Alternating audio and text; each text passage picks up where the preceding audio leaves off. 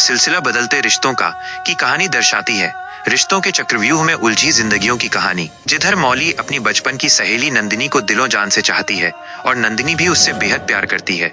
मगर ऐसा क्या हुआ कि आखिरकार नंदिनी ही मौली के सुखद जीवन को बर्बाद करने का कारण बनती है? आखिर वो प्यार से धोखा क्यों दे जाती है?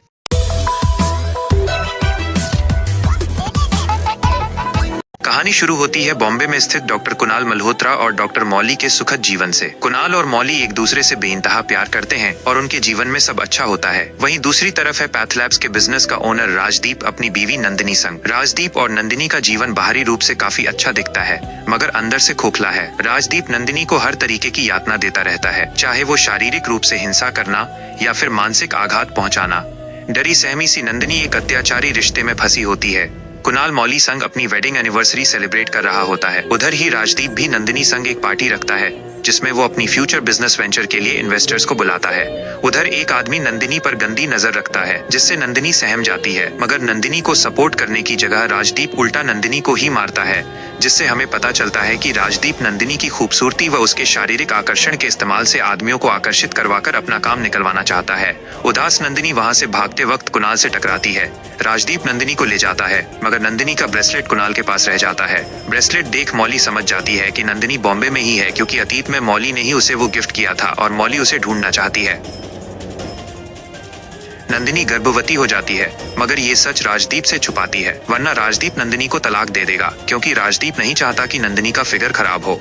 एक बिजनेस मीटिंग के तहत राजदीप, कुणाल, मौली और नंदिनी एक ही जगह पहुंचते हैं। जिधर नंदिनी को मौली के उधर होने का पता चलता है, वो धबाधब जाकर होटल की बेकरी में घुसकर मौली के लिए केक बनाती है।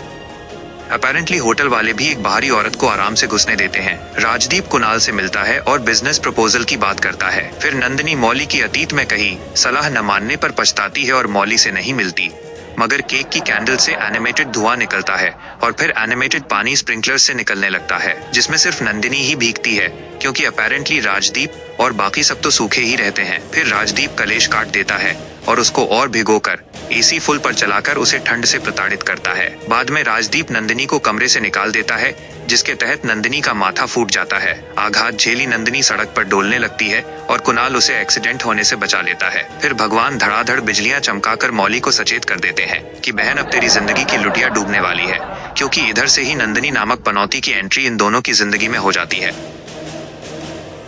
कुणाल नंदिनी के हालात समझ जाता है और उसका मनोबल बढ़ाते हुए उसे उसके पति के खिलाफ आवाज उठाने को कहता है, मगर नंदिनी असमंजस में ही रहती है। बाद में मौली बताती है कि अतीत में जब वो राजदीप से मिली थी, तभी समझ गई थी कि वो एक खराब आदमी है, क्योंकि राजदीप ने उसके साथ बदतमीजी करने की कोशिश करी थी, मगर उस वक्त राजदीप के बहकावे में आकर नंदिनी ने मौली के बजाय राजदीप पर भरोसा किया था। कुणाल की दादी मौली के नंदिनी को अपनी जिंदगी में वापस लाने के ख्याल को सही नहीं मानती, क्योंकि बुढ़िया पनौती को दूर से ही भाप लेती है। कुणाल राजदीप संग उसके बिजनेस प्रपोजल के लिए मीटिंग रखता है, जिधर मौली और नंदिनी भी आती हैं। नंदिनी एक बच्ची को पूल में गिरने से बचाती है, मगर खुद धड़ाम हो जाती है। गॉश, शी इज लिटरली अ पनौती, इससे एक काम सही से नहीं होता। फिर कुणाल उसको बचाता है और फाइनली मौली अपनी दोस्त से मिल जाती है। हालांकि मौली उसकी हालत देखकर भाप जाती है कि वो सही नहीं है, मगर बॉडम उसको कुछ बोलती नहीं है। घर लौटकर राजदीप एक एस्कॉर्ट को बुलाकर उसके संग रात गुजारता है। अगले दिन मौली नंदिनी संग कॉफी डेट पर जाती है और नंदिनी का फोन ऑन करके राजदीप जनानियों की तरह उनकी बातें सुनता है। उधर ही वो एस्कॉर्ट लौटती है और बताती है कि चिंदी राजदीप ने उसके संग एंजॉय तो पूरा किया, मगर उसे आधे पैसे देकर भगा दिया। वो एस्कॉर्ट तमाशा न करे तो ये बॉडम अपना 50,000 का बैंगल उसे दे देती है, जिसके तहत फिर राजदीप नंदिनी पर गुस्सा करता है। बाद में मौली को नंदिनी की गर्भावस्था का पता चलता है, जिससे वो बेहद खुश हो जाती है। राजदीप अपने इन्वेस्टर माखिजा से नंदिनी को परिचित करवाता है और माखिजा उसके संग जबरदस्ती करता है। नंदिनी को पता चलता है कि राजदीप ने ही नंदिनी को माखिजा को डील के बदले बेचा है और वो उससे लड़ती है। राजदीप ये जानने पर कि वो गर्भवती है, उसके संग हिंसा करता है और नंदिनी का गर्भपात हो जाता है। अब जब कुणाल और मौली के सामने सारे भांडे फूट जाते हैं, तो वो राजदीप से नंदिनी को बचाते हैं। जब वो जबरन उसे वहां से लेने आता है, नंदिनी को मौली अपने घर ले आती है। राजदीप टल्ली होकर लौटता है और नंदिनी को जबरन ले जाने की कोशिश करता है, मगर मौली और कुणाल नंदिनी को बचाते हैं। कुणाल घर में पार्टी रखता है जिधर माखिजा भी आया होता है और नंदिनी को देख उस पर चरित्रहीन होने का इल्जाम लगाता है, मगर मौली उसकी रक्षा करती है। माखिजा पर चांटे पे चांटे बजा देती है। इन सब के चलते नंदिनी आत्महत्या करने की कोशिश करती है, मगर कुणाल उसे बचा लेता है। मौली उसका आत्मविश्वास बढ़ाती है। राजदीप दोबारा नंदिनी को सताता है, मगर इस बार नंदिनी मौली द्वारा समर्थन प्राप्त किए राजदीप का डटकर सामना करती है। वक्त बीतता है और कुणाल नंदिनी के प्रति खिंचाव महसूस करने लगता है। अब नंदिनी राजदीप से डिवोर्स लेना चाहती है। नंदिनी भी अब कुणाल के प्रति खिंचाव महसूस करने लगती है। नंदिनी शर्मिंदा महसूस करती है और घर छोड़ना चाहती है। हालांकि कुणाल और नंदिनी अपनी फीलिंग्स फाइनली बता देते हैं, मगर नंदिनी मौली के उसके प्रति प्यार को सोचते हुए और ये सब गलत मानते हुए कुणाल को उसे भूल जाने को कहती है। नंदिनी मौली का घर छोड़ जाती है। कुणाल भी कोशिश करता है, मगर नंदिनी को भूल नहीं पाता है। राजदीप कुणाल को नंदिनी संग देख लेता है और उनकी हकीकत जान लेता है।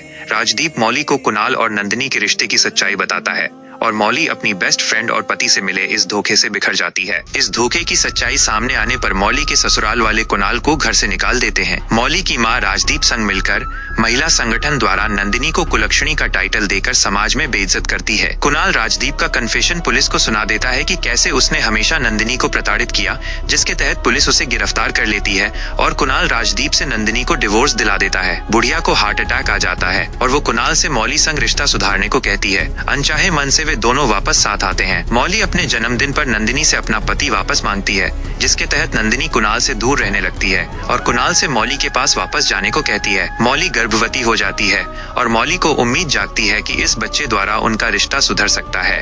राजदीप लौटता है और नंदिनी को जिंदा जलाने की कोशिश करता है, मगर कुणाल उसे बचाता है। कुणाल को मौली की प्रेगनेंसी पर शक होता है कि वो झूठ बोल रही है। मौली ये महसूस करके कि न तो कुणाल को बच्चे की परवाह है और न ही उसकी, तो वो हाँ कहकर उसका शक यकीन में बदल देती है, जबकि वो सच में गर्भवती होती है। कुणाल उसको डिवोर्स देकर नंदिनी के पास चला जाता है। मौली भी अब उससे रिश्ता तोड़ देती है और जिंदगी में आगे बढ़ती है अपने ससुराल वालों के समर्थन के साथ। कुणाल और नंदिनी शादी कर लेते हैं। चप्पल से मारूंगी अगर मुझे किसी ने डेट के बारे में भी पूछा ना, तो मुझे नफरत हो गई है प्यार, बॉयफ्रेंड, हस्बैंड, शादी से नफरत। कुछ साल बाद मौली अपनी बेटी मिष्टी और एक अच्छे दोस्त ईशान संग जिंदगी जीती है। वहीं दूसरी तरफ कुणाल और नंदिनी की भी बेटी परी होती है। मिष्टी और परी दोस्त बन जाते हैं। बच्चों द्वारा कुणाल और मौली दोबारा मिलते हैं। मौली को पता चलता है कि नंदिनी की मौत कैंसर से हो चुकी होती है और मौली परी के प्रति भी ममता जागृत कर लेती है। कुणाल को पता चलता है कि मिष्टी उसकी ही बेटी है और वो उससे मिल जाता है, मगर मिष्टी उससे उतना प्यार नहीं करती जितना ईशान से करती है। वक्त वक्त पर काम के चलते कुणाल और मौली मिलते रहते हैं। ईशान मौली से प्यार के चलते शादी करना चाहता है। मौली कुणाल संग अपने अतीत की वजह से कुणाल और ईशान को लेकर कंफ्यूज रहती है।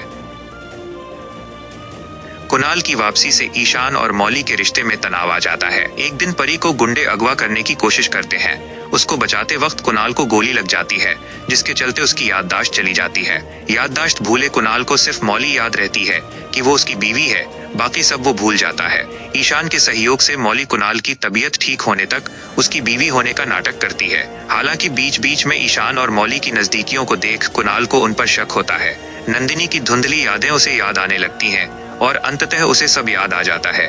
सब याद आने पर कुणाल मौली से उसके सभी कुकर्मों की माफी मांगता है और मौली उसे माफ कर देती है। आखिरकार दोनों में से मौली ईशान को ही चुनती है, क्योंकि उसे ईशान की निस्वार्थ भावना व उसका साफ मन भाता है और कुणाल भी उनका रिश्ता स्वीकार कर लेता है और सीजन 1 यहीं खत्म होता है। कहानी मुझे बिल्कुल भी अच्छी नहीं लगी गाइस। कोई चाहे कितना भी लीपापोती कर ले, मगर एक्स्ट्रा मैरिटल अफेयर को जस्टिफाई नहीं कर सकते। भले ही सुप्रीम कोर्ट जैसी इंपॉर्टेंट बॉडी ने एक घटिया कदम उठाया हो, अडल्ट्री जैसे क्राइम को डिक्रिमिनलाइज करके, मगर मॉरल किसी भी कोर्ट से ऊपर ही रहेंगे। हर धर्म और सभ्य समाज में ऐसे रिश्तों की कोई जगह नहीं होती है। स्टार्टिंग इन्होंने अच्छी करी थी। ये दिखा सकते थे कि दोस्तों की मदद से नंदिनी सफल बनती है, मगर वही उसका पति सिर्फ मेरा है ट्रैक लाना एक बेवकूफी भरा मूव था। अच्छा हुआ एंडिंग में ईशान को मौली चूज करती है, ऐसा दिखाया, वरना तो और भी घटिया लगता। और जो लोग चाहे वो कितने बड़े जजेस भी क्यों ना हो, अगर उनके घरों में ऐसा हो तो बर्दाश्त वो भी नहीं करेंगे। इसलिए ऐसी फालतू चीजों को रोमांटिसाइज करना बंद करना चाहिए। ये कैसा प्यार, आज इससे तो कल उससे। क्या आपको लगता है कि आजकल के टीवी सीरियल्स में इसी तरह की विवादास्पद कहानियों को दिखाना सिर्फ टीआरपी बटोरने का एक तरीका बन गया है? Thanks for watching. ऐसे ही और मनोरंजक कंटेंट के लिए स्टोरीज इन 10 मिनट्स को सब्सक्राइब करिए, लाइक, शेयर और कमेंट करके अपनी प्रतिक्रिया दीजिए और सोशल मीडिया हैंडल्स पर भी फॉलो करिए।